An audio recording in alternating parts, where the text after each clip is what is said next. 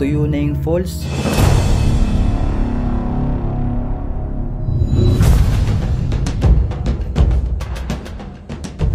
Nagpunta nga pala kami sa Abuab Falls dito sa San Mateo.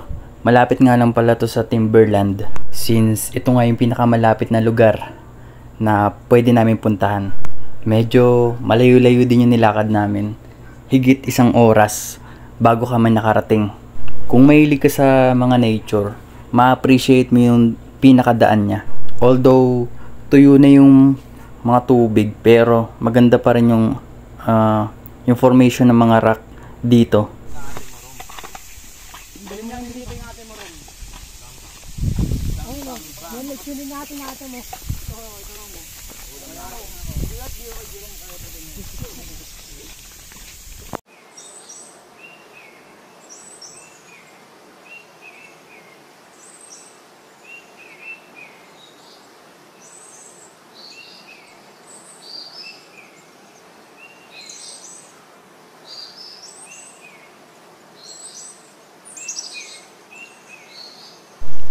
Mula dun sa pinakababa ng Timberland hanggang dito sa pinakadulo ng Abuab Falls, siguro mga 1 oras na din kami naglalakad.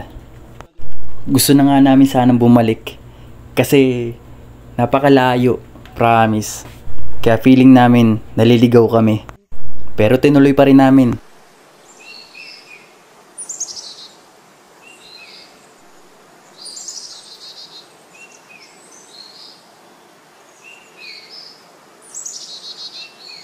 Hanggang sa nakita na namin siya. Pero nakakalungkot lang kasi tuyo na yung falls. Sobrang init din kasi, kaya siguro natuyo. Pero maganda daw dito kapag tag-ulan. Mas may enjoy mo yung tubig.